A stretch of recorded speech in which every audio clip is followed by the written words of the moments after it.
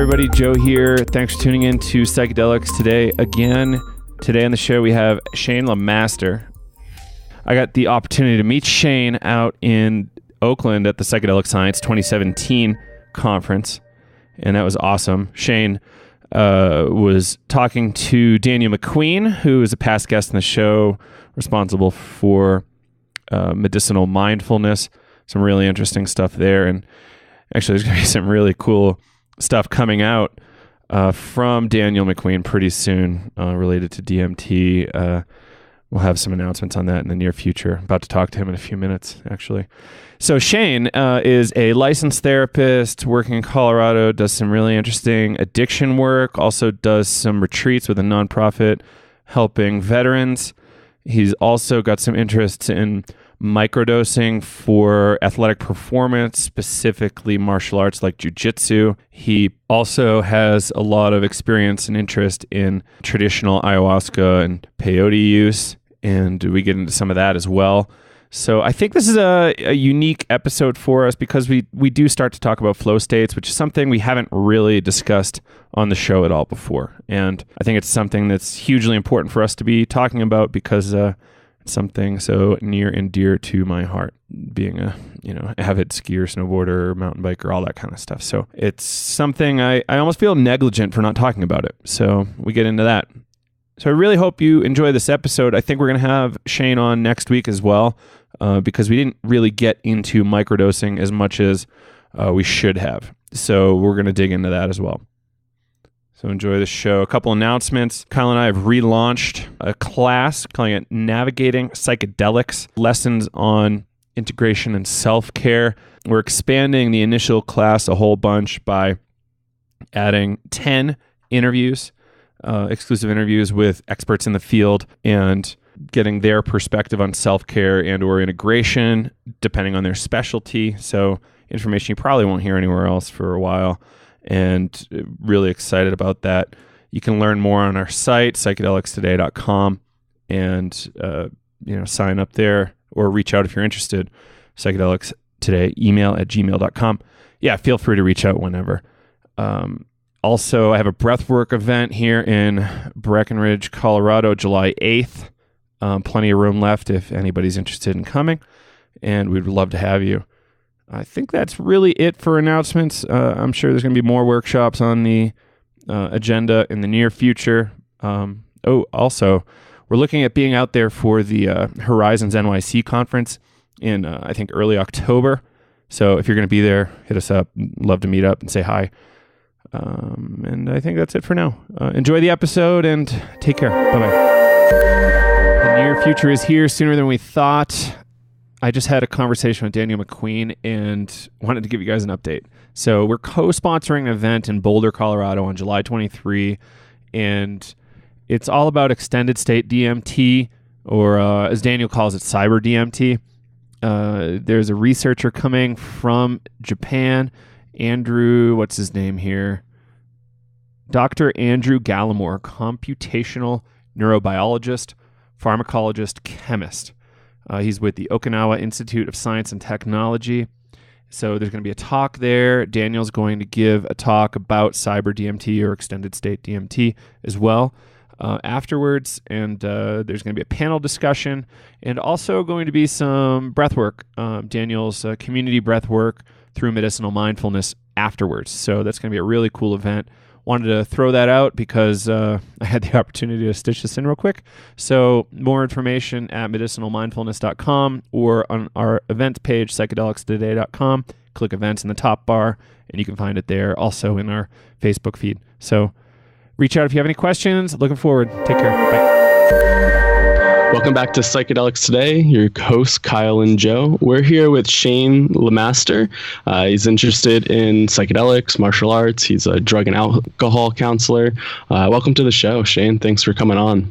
Hey, thanks for having me, guys. It's always good to speak to fellow psychonauts. Yeah, definitely. So I think Joe and you met out at Psychedelic Science, correct? Daniel introduced you guys. Yeah, Daniel McQueen. Yep. Yeah, it was like a chance meeting in the hallway. Shane mentioned he was from Colorado, and I got really psyched. It's like, oh, perfect, more. It's what is that? I want to have a name for that. It's like the McKenna imperative, find the others. And it was just kind of one of those things. I said, okay, this is probably a good chance meeting. So let's dig in. And Shane, you have a really interesting background. You do a lot of stuff, including addiction counseling or work as a therapist in a kind of normal setting. You work with veterans doing some kind of, I don't really know how to put that, retreats maybe. Yeah. And you just have a whole fully featured life, it seems, and also are interested in martial arts and how psychedelics might tie in nicely with martial arts and how there could even be a tradition of that in the past, or probably most likely is. So let's dig in. How did you first kind of get exposed to the psychedelic material, and what kind of sent it home that you needed to be involved in some way? Well, actually, my first exposure to any mind-altering substance was psychedelic. When I was 16, the first substance I ever took was LSD, and it was while on a field trip at military school. We were at an amusement park. So you can only imagine the fun that we had that day, playing laser tag and riding roller coasters. But I knew from that day forward that I finally had some proof that there was something else out there besides what I could just see beyond my own hand, beyond my own face. And so I experimented recreationally with most hallucinogens as a teenager into my young 20s. But this was a time when I really had no spiritual backing, no foundation in anything. And I found Buddhism in my undergrad years at CU Boulder, and had always done martial arts throughout my whole life. But it wasn't until I found Buddhism that I started to understand that these altered states of consciousness had some greater significance than just the novelty and the excitement and the enhancement of dance experiences and stuff. I started to realize that there's a much deeper connection to not only our ancestors but to the spiritual realms and the spiritual domains, and that bled into my Buddhism, bled into my martial arts. My psychedelic use has blended in with my martial arts as well, and my passion has always been studying and understanding the human mind, and that's why I got into psychology. That's why I became a certified sport and performance psychology consultant. That's why I went through my own addiction phases and recovered from those, and now I help other people as a licensed addiction counselor and integration therapist here in Colorado. So really, psychedelics started out as an experiment, and has since woven its way into every aspect of my life, and I would not have it any other way. I'm so grateful for how much psychedelics have enriched my life and enriched my work, and enriched my passions. When you were doing it recreationally, and you said that you saw your first experience and you saw something beyond this life, what do you mean by that? Growing up, I had always been more of like an atheist or agnostic, based my understanding of our reality in science, what I could see, what I could measure, this 3D realm that we live in. And really had no, I was very ignorant to the idea that there could be anything beyond that. But through the psychedelic experience, it opened my eyes, it opened my heart and my spirit to seeing that, there is far more that we don't understand, in comparison to what we really do understand. We think we know a lot, but once you take psychedelic, you understand very quickly that you know next to nothing of what's going on in this universe, and that just fascinated me. It seemed like the final frontier, but it also seemed very familiar. It was somewhere that I had been before many, many times, and it just instilled this desire to go back there and explore that and figure out what that was. Beautiful. And what made you get into counseling and that realm? Well, living in the Western world, we have less opportunity for things like shaman schools and things like that. So I kind of had to take the Western-based approach, which is, mental health in the counseling field. So, I made my way through Western education, got my bachelor's and my master's degree in psychology, like I was told I was supposed to. Got my experience playing by all the rules. But I always had an undertone in all my work that, I wanted to go beyond the Western model. I was more akin to Eastern traditional medicines, getting away from medications and really helping people tap into their own innate abilities within their mind to not only manifest physical health, but also manifest mental health. And my particular interest is enhancing human performance, both mentally and physically. So going beyond just maintaining health and now pushing the envelope and seeing like what are we really made of as humans? What can we achieve if we tap into these deep mental states? Do you have a background as an athlete growing up? Yeah, so I've been a martial artist my whole life, almost 30 years now. So always had martial arts in my life, whether it be, Taekwondo or Aikido when I was young, wrestling during middle school and high school, Krav Maga, Sambo, Brazilian Jiu-Jitsu, Muay Thai, kickboxing. These are all things that I've been involved in my whole life. I was also an athlete in a variety of other varsity sports growing up. But I was never really the most athletic on any team. I was never, I could hold my own, but I was never, NFL quality or anything like that. So I think my interest began by exploring, like, how can I reach these potentials that other people are reaching if it's possible for all of us? And that's kind of where my athletics and psychedelics started to blend. Yeah, it's really interesting. I'm interested in somatic psychology, so kind of embodying, being in the body, and I think that's really important for a lot of folks. And I've been really interested in trying to get myself into some sort of martial arts. I did do Aikido for a little bit, and I find that practice to be really great because it's like nonviolent and maybe you're just tossing people around. But yeah, there does seem like there's a bridge between like these flow states that you might get into martial arts and the psychedelic world.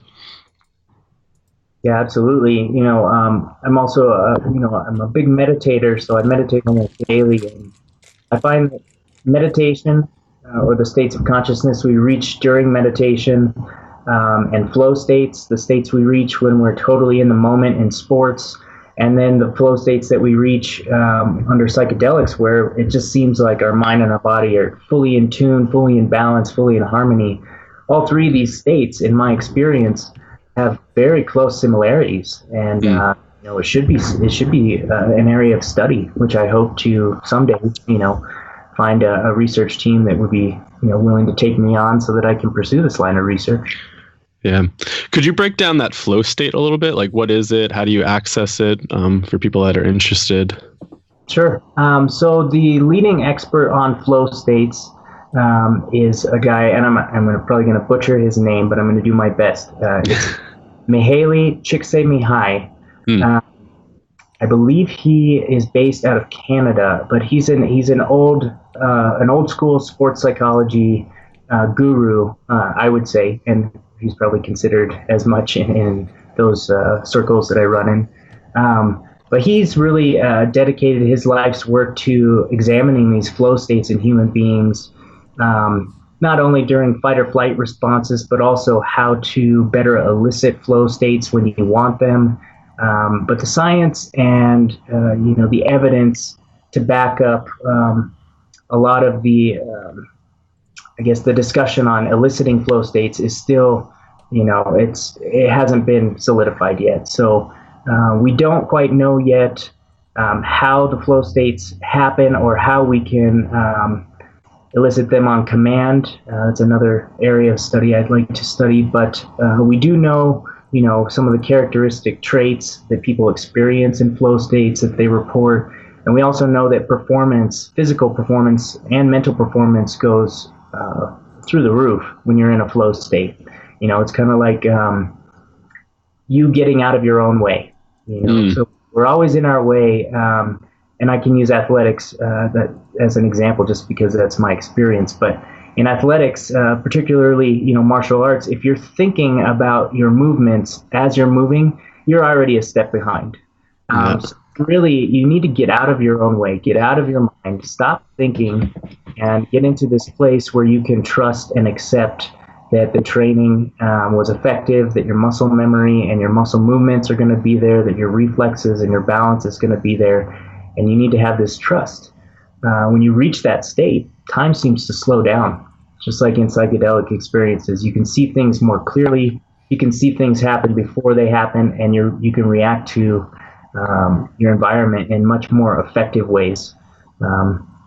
Both, like I said, physically and mentally. So people can get in flow states while doing academic work, or while writing a book, or while doing surgery. Surgeons can get in flow states while they're doing that. So really any domain where performance is a variable, flow states can be studied and examined in these states. I feel a little negligent, Kyle, in not discussing flow states before because, I live in a ski town and that's what I do is like a total addict for flow states. And, that's what I'm doing. And well, you almost started a podcast called Flow State too, right? It actually was called Flow States Radio, and it is almost offline. But yeah, it's this concept of flow is huge, and we need to understand it because it's one of the top ways we could make ourselves happier and have more fulfilling lives. It's one of many ways, but it's a key one, I think. Absolutely. Yeah. So that's cool. I really hope you can get a research team around that. I think even some college teams would be interested in that kind of research. Like, what does microdosing look like?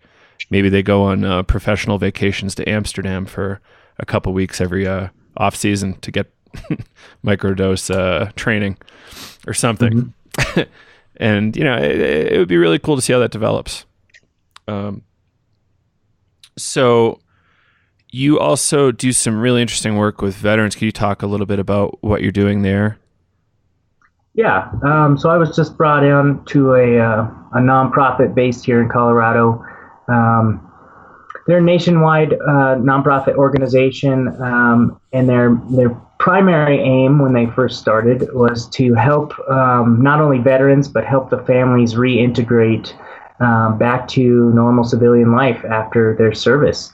They have since expanded and formed a sub-program, which is what I just became clinical director of. And our primary focus in that venue is to help train veterans who have already gone through the initial training, the initial integration training, help train them not to become counselors, but to become peer mentors, and to reach out to other vets who are struggling with their transitions, who are suicidal. And our primary mission is to reduce the suicide rate among veterans. I mean, there's over 20 veterans that commit suicide in our country every single day.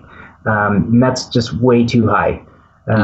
So our primary goal is to, give struggling veterans a peer support network that's nationwide or even worldwide, that they can reach out at any time and get the support they need. And so the work that I do, as a clinical director is more, writing the curriculum, how are we going to train these vets to be peer supports? What do they need to be paying attention to as far as self-care, and putting on retreats, 2-3 times a year where these vets can come up and get hands-on, one-on-one role-play training with me and some other vets who are, reached higher levels as coaches. And our goal is really to prevent suicide as much as possible. That's wonderful. I'm curious, the peer model, it seems like it's starting to gain some traction. What would you say the benefit of having like a peer model versus like a bunch of clinicians just hanging out with these vets? I mean, obviously the peers can relate a little bit better, but it seems like this peer movement's kind of gaining traction. So that's really cool that you're doing this type of work. Yeah. So from my experience in working with vets, not only in my private practice, but also with this nonprofit, is that after receiving the care that they receive at the VA, most veterans are against receiving any sort of professional help, any sort of government-funded help. They just constantly report to me that the care they get at the VA is substandard. And it almost turns them away, to a point where they don't want to seek help anymore. So this peer model is much more beneficial, like you said, because they don't feel like the person on the other end of the phone or the person they're talking to has any financial vested interest in them getting better. That the person is really there to talk and cares about them and cares about their well-being and isn't there to collect a paycheck and isn't talking off of some script written by the government. A lot of these veterans, their eyes were opened after going to war, and they realized firsthand the corruption and that comes from the government, and they don't trust it. I experienced a little bit of kickback at first when they brought me into the group, which I was expecting. I'm not a vet myself, and the vets saw this, young clinician coming in who had, less combat experience than they did, and what is he going to tell us? But I think it's because of my upbringing. I grew up around a lot of military people. I serve a lot of military vets in my practice. I even train military personnel in some of their hand-to-hand stuff. So I know the lingo. I know what goes on. I was invested myself in the culture. So very quickly, those boundaries broke, and they let me in within the first day. And but they told me, this is uncommon. That they usually, just like civilians hold stigmas against vets, vets hold stigmas against civilians too. And right. We need to realize that we're all on the same team. The civilians are out to help you, and we want to give back because you gave to us so freely. I've wanted to do some work. Kyle and I both do breathwork workshops, and I've wanted to bring that to some veteran groups. I'm close with some people that run some veteran support organizations, like I don't know if you've heard of it, Project Healing Waters, where they take people fly fishing, vets and their families fly fishing up in the mountains of Colorado, outfit them, and stuff that's not necessarily what we picture as people with psychedelic interest as being super healing, but just nature exposure and being in some sort of flow state. I think those two things are huge. But how do I bring something like this psychedelic conversation or holotropic breathwork stuff to these veteran groups as a non-veteran? It's very tricky. Like you say, you have to walk the walk and look more similar to them than sometimes they might look to each other. As somebody that's active in jiu-jitsu and martial arts, you do look like you could be a vet. So it's not, that probably helps a lot. Like, do you have any tips for how non-veterans could interact more helpfully with the veteran communities? Well, I think you're absolutely right. My particular look that I have, I definitely use it to my benefit. Right. When with vets. So, all my tattoos and, my samurai style haircut and my big beard and, my stature because of the jiu-jitsu, it definitely makes me look like a vet, and a lot of vets think I'm a vet right off the bat. But for clinicians who may not look like me, the best advice I could give for breaking down those barriers is just let them know that, you really do care, that, you're not going to give them the same treatment that they got from the VA, that you understand what it's like to not get the care that you were promised in the first place. There's a sense of betrayal, betrayal by the people who you were protecting. So making sure that if you want to work with vets, go out and talk to vets off the clock. Talk with as many vets as possible. Hear their stories. Read autobiographies from vets who have written about their experiences in wartime. Watch documentaries. Just immerse yourself as deep as you can and really try and understand the plight of the veteran. Because it really is just like anybody else's experience. It's unique. Just like anything in mental health, we cannot approach any of this stuff from a standardized, book of tools. Those are merely guides to give us ideas to pursue it on a more individual or unique basis, and to see them as individuals. Right. You can't lump all vets together. Right. Absolutely. Just like they try and lump all civilians together. It's part of us to do that. Yeah. We really have to evolve past that. We have to grow beyond our clinical training and become more human. Mm-hmm. Oh yeah, great advice. Thanks for that. I definitely was, I don't know, probably when I was younger, really against like a lot of that war stuff. But as I've been becoming more interested in psychedelics and especially the MDMA for PTSD trials, I've been starting to try and, view that totally different with the veterans and just having a lot more empathy and being like, wow, like you guys served our country being 18, just after high school. Like, I don't know what the hell that is like. And then seeing so much traumatic stuff and coming back here and not knowing how to integrate that experience and maybe not having the support. I mean, yeah, it's pretty wild. So yeah, over the years, I've definitely been a little bit more compassionate towards that, which is, I think, good. Yeah. And I know you guys brought up, trying to get vets interested in maybe not psychedelic experiences right off the bat, but at least into breath work. Do you guys have any experience with, getting any positive results from vets doing breath work? I don't know of any individual studies, but I would love to have some sort of pilot study with one or two measures being done. Sure. I think that would be really, really cool. Kyle, do you know of any specific veteran studies with breathwork? I'm not 100% sure off the top of my head. We'd probably have to look that up. But, just from personal experience, there have been some older vets that have been coming to some of the workshops and, they have pretty positive results. But I don't think like some of the older ones are probably experiencing a lot of that PTSD. As the newer ones are experiencing at a higher rate.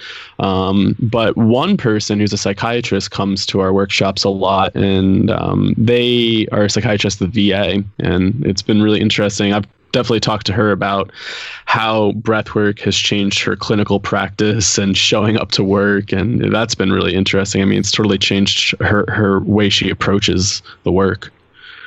But yeah, I've always thought about that. Yeah, it'd be really interesting to see how effective breath work is for helping PTSD and trying to get back in the body. Because I think a lot of that is the trauma is being so detached from the body and being afraid to interact with it and to, do the breath work and get back in the body and feel that. I don't know. I think it could be somewhat beneficial. And, even with flow states or doing martial arts, like getting back in the body, I think is really important for people that have had experience of trauma. I know it's just been really significant for me having like a near-death experience and being really detached from my body. Getting back in has been like a really big task.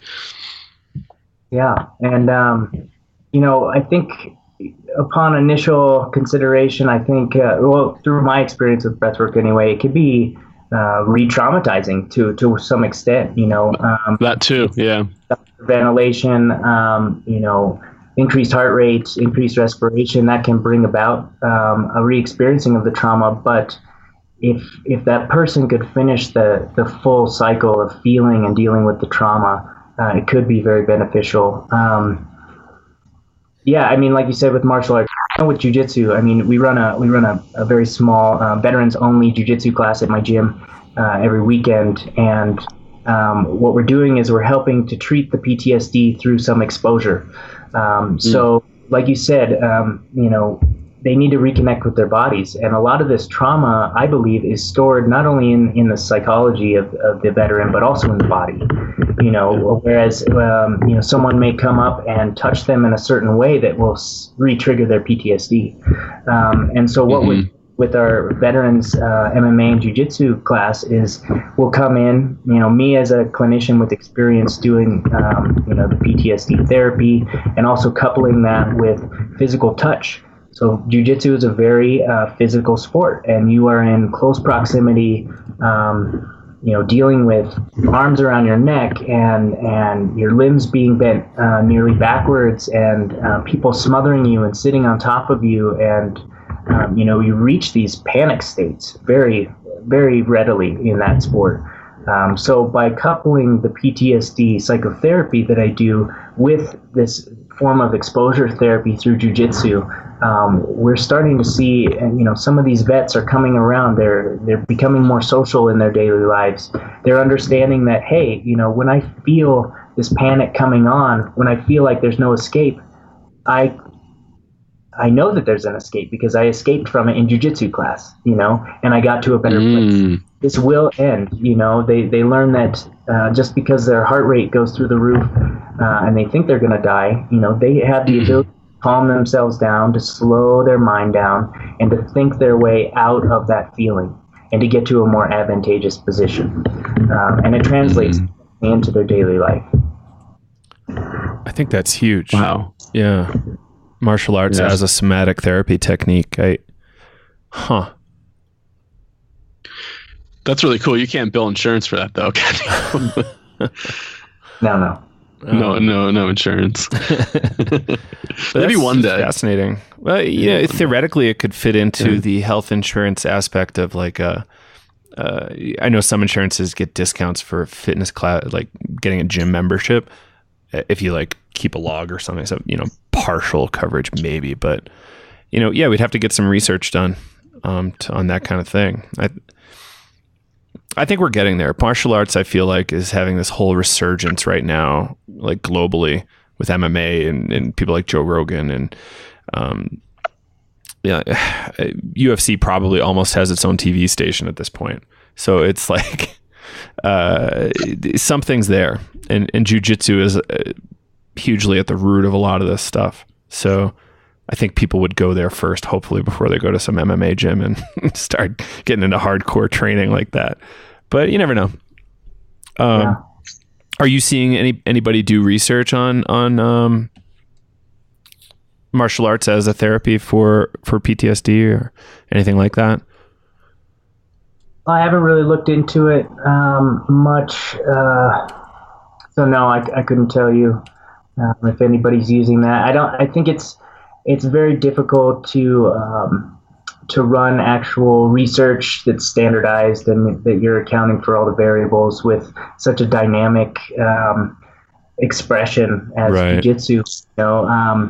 Every jiu-jitsu player has a different style, and everybody you wrestle with has a different experience, and you learn something new from every single person. So unless that's something I'm exploring myself, is how do you turn that into a study where you can control for those kind of variables. But not to my knowledge, nobody's doing those yet. Right. It'd be really tough to put them into like well, actually, interesting to explore for sure. So, can we talk a little bit about like peyote and ayahuasca and how you feel like those might relate to, I guess, self-development and therapeutic aspects and just general expansion? Like that's a very general statement. So wherever you want to go with that. Sure.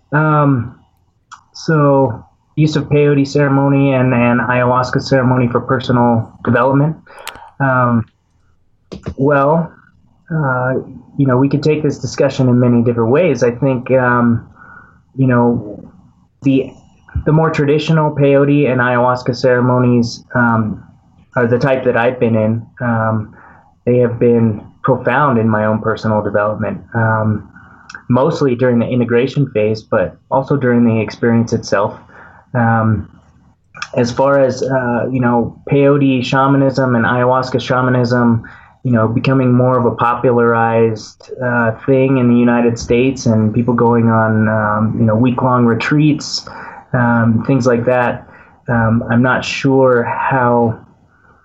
I guess I'm not sure of the people who participate in those, their motivation, or if it's if they're using it in the right way. Who's to say what the right way is or not? But the way I've experienced peyote and ayahuasca have been in traditional ceremony, with a very healthy container around it, healthy people coming into it, who have the right intention. They're screened properly, and the integration phase afterwards is more comprehensive. It's not just you come here, you take this medicine, and then you leave, and good luck. There's follow-up weeks, sometimes months afterwards, to further help with the integration process. And I've found anyway that the traditional ceremonies have been probably more beneficial to me for personal growth than have my own like high dose LSD experiences or high dose psilocybin experiences where I just go up into nature. I mean, those are very, very enlightening type experiences in themselves, but the ceremony and being with a group and feeling that group energy really adds something to that personal growth aspect.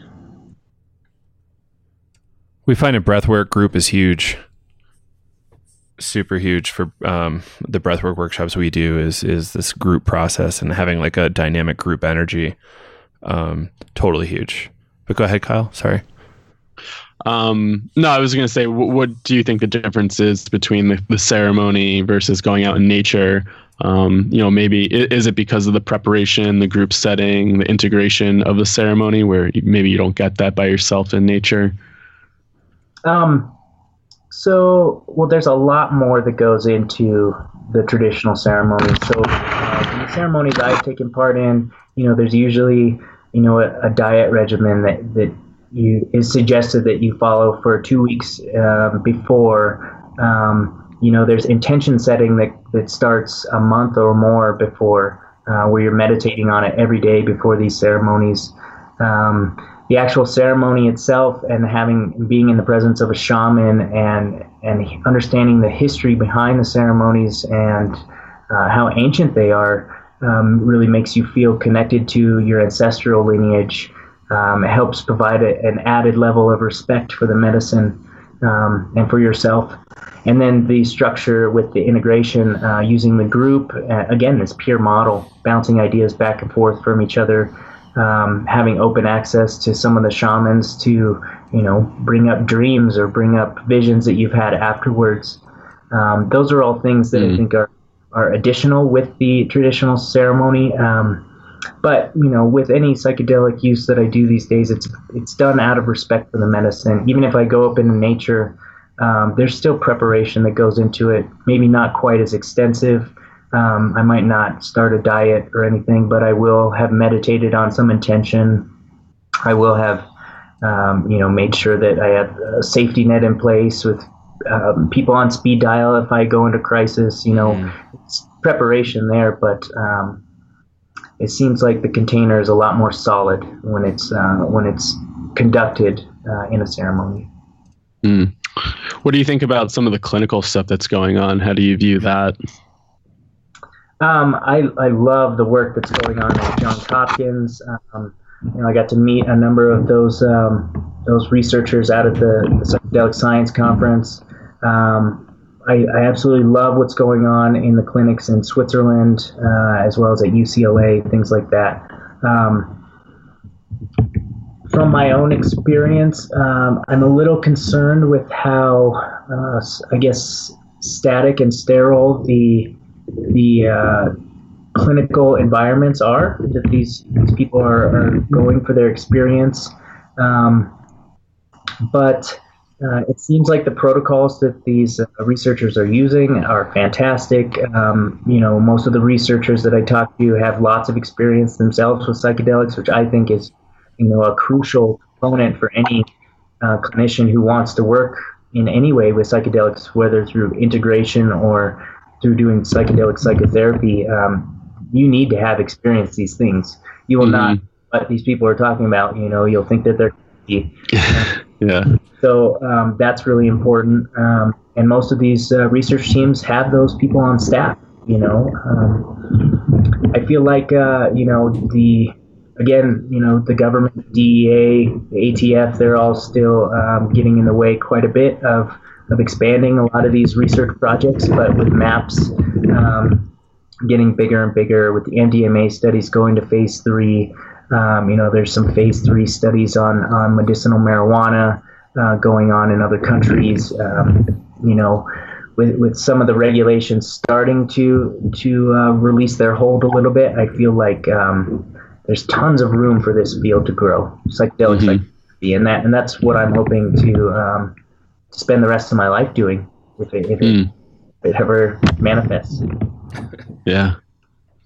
Do you have any thoughts about how, MAPS, psychedelic studies, how MDMA isn't necessarily like a straight up psychedelic? Like at higher doses for many people, it can have those effects, right? But it's an amphetamine that's doing some really funny things. And, obviously is super therapeutic. So like, I feel like in some ways it's almost confusing the issue. Like we're talking about psychedelics, but we're talking about MDMA, which is a great drug. Don't get me wrong. But, what's up? Like, do you have any thoughts around that? Yeah. Well, I mean, if we take the term psychedelic in its, or in the most literal sense that I've heard it defined, mind manifesting. Yeah. Right.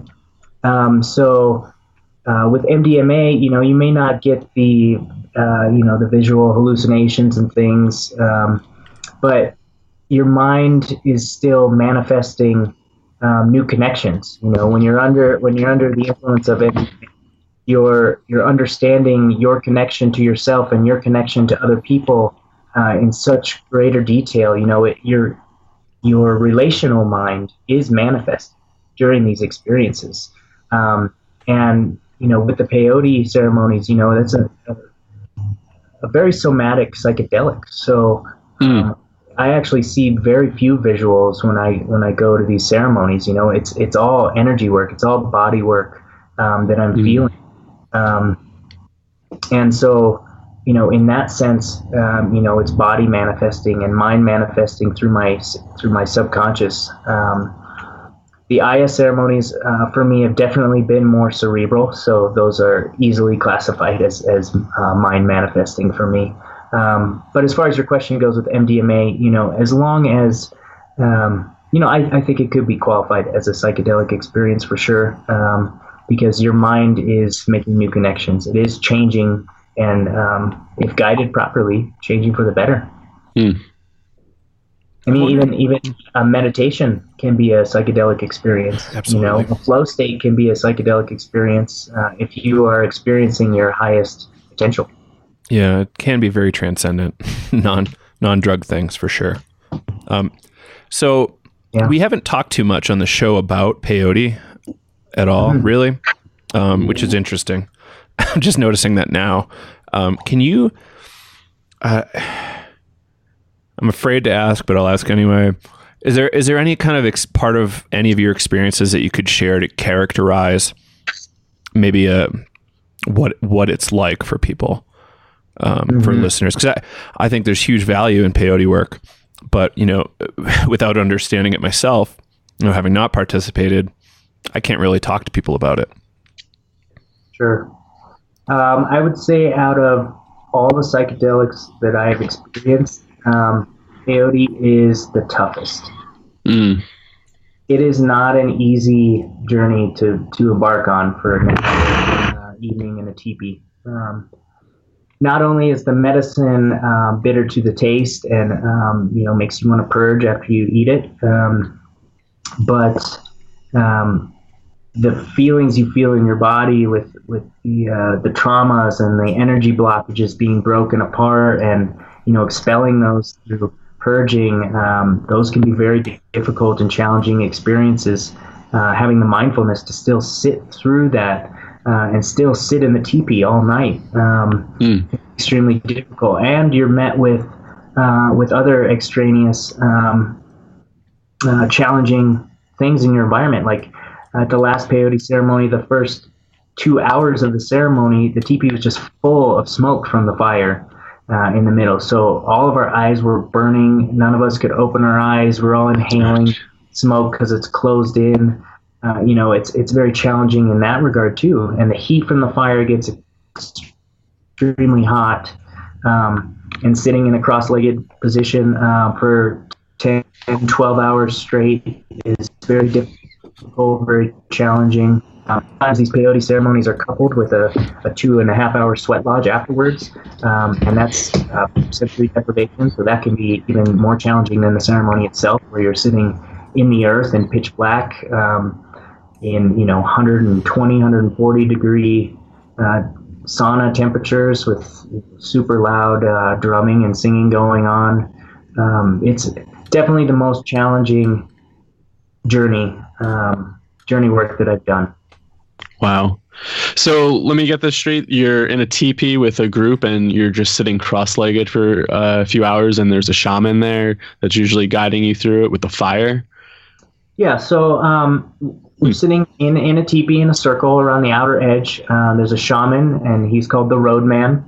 And then there's a few other officer positions in the teepee going on. So the participants sit around the outside and just partake in the medicine work. And your main goal as a participant is just to sit there, eat the medicine when it comes around, focus on your intention, and stare at the fire to receive your messages. But there's the roadman, who's the shaman. There's the drummer, who goes around and does all the drumming on the traditional water drum all night.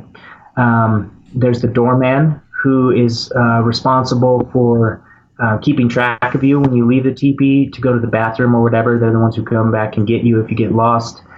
They're also responsible for blessing and cleaning up your purged vomit once you do expel that. They clean it up and bless the spot that it happened, and then go outside and bury it in a very ceremonial way. And there's also the fire tender, and their job is to maintain the fire all night long. On the altar in the middle of the teepee, the fire tender makes certain shapes with the ashes throughout the night, and it's a 4-stage ceremony. So the first stage is a half moon shape. Second stage is a water bird that they create out of the ashes. Third state is a firebird, and the last state is a heart. And so, yeah, the ceremony starts around 9 or 10 at night and gets out the next morning around 8 a.m. When the sun has been up for a little while. So it's an all-night ceremony, and it can be extremely challenging. But it feels like you're in a spaceship when you're in that. It feels like you're in a spaceship with a bunch of other fellow travelers. And you get to commune with the spirits. It's pretty cool. Mm-hmm. You are having conversations, or at least receiving messages back, typically. Yeah, is there a certain characteristic to them? Like ayahuasca would be something like a grandmother. Ibogaine would be kind of like a tough grandfather. Mm-hmm. Yeah, so the peyote is referred to as a grandfather peyote. And there's in my very first peyote ceremony, there was a shaman in there who spoke of a prophecy where the grandmother ayahuasca and the grandfather peyote would be brought together in ceremony, and that this would be how the world would be changed. And so that was kind of interesting that peyote and ayahuasca were both introduced at the same time during that ceremony. Interesting. And also the spirit of peyote, is it the deer? Am I correct? Maybe it's different for different people, but yeah, deer. Yep, that's one of the major spirits, is the deer. Cool. Our breathwork teacher has this really awesome huichol. It's a yarn painting in beeswax, and he sometimes he'll show it at workshops. But yeah, it shows the roadman and whatnot shooting the peyote caps and the deer spirit in the back. It's really interesting. Yeah. You guys should try it if you guys get a chance. Would love to. It sounds scary, but it sounds like something I should do. Yeah. Is there in your And it's totally illegal, by the way. You guys didn't know that. Yeah, technically federally legal through the Native American Church. So your listeners can look up the Native American Church online and find local groups that may be holding ceremonies around them. Yeah, that's huge. People do legal things. We don't want you to break the law. So is there any conversations in the Colorado peyote world or this Western peyote world about conservation of peyote? I remember there being a couple tracks in Oakland about that being a kind of a major issue, like greenhouses not being the way to go or whatever. Yeah, they do talk about it in the circles. They talk about how Western industrialization is infringing on their sacred grounds where they grow the peyote, and just going through there with tractors and tilling up everything. And these buttons, these peyote cacti, a cacti may be the size of the palm of your hand, and that would be a really large one. That one may take like 80 years to grow. Oh, wow. So, yeah, these things don't just replenish every year. You have to, you really have to take care to grow them in cycles and conserve as much as you can. Yeah, I think the same thing is going on also with the Colorado river toad, and people trying to, swipe those up for the 5-MeO off of those toads, and they're nearing that extinction level. It's getting dangerous when people, like I said, I think it has a lot to do with this psychedelic tourism that's kind of becoming a trend with people who have. Not everybody who participates in them is doing it for the wrong reasons, but I think a lot of the psychedelic tourists don't have, these higher ideals in mind where conservation is even an issue, where ceremony and tradition is even an issue, and where integration is, a huge issue. These people just think it's going to be a fun weekend. Well, yeah, it can be for sure, but it can be so much more. It can be life altering, not only for you, but for everyone in your life, for everyone around you. Mm. That's fascinating. The idea of somebody, let's have this fancy retreat weekend in Iquitos at a 5-star hotel and drink ayahuasca and like have it be the idea of a fun weekend. That blows my mind. And I know there's people out there thinking that it'll be really neat. Chelsea Handler did it, so let's do it. And like, what? So we're about to hit 8:00, Shane. I think we're going to have to get you back on to talk about integration because we didn't even get to touch on that. And it sounds like that is a part of your work with people in addiction and post-psychedelic care. So we'd love to have you on to talk about that. Any thing you want to throw out before we wrap up here? I think it would be great to be back on. I would also like to, if we could next time, talk about my research interests in using microdosing to enhance human physical and mental performance. My own background, like I said, was in sport and performance psychology. And so I'm trying to learn to explore the use of small doses of numerous different substances to bring about more physical things like lower pain tolerance or higher pain tolerance, better balance, better eye-hand coordination, things like that. So a lot of benefits this way. I mean, it's already being used in Silicon Valley for these purposes, for mental stimulation, but I really want to look into physical as well as mental stimulation and how this may also be a bridge to maybe introduce the general larger public to psychedelics. If we can show them that you don't have to be a hippie to take these things, that if these microdoses, you're not even going to notice anything's going on, but it's going to enhance your work, it's going to enhance your family life, it's going to enhance your athletics and your fitness, it's going to enhance everything in your life. And this may be a bridge into showing the general public that these molecules are not meant to be feared. Absolutely. Microdosing for golf, tennis, and squash. Maybe for polo too. Absolutely. That would be a fascinating bridge. What a way to get in front of some very influential people. Take 20 points off your golf game through microdosing. Now, yeah, let's do it. I'd love to. So yeah, we'll wrap this recording for now. And thanks, Shane. We really appreciate it. Thanks, guys.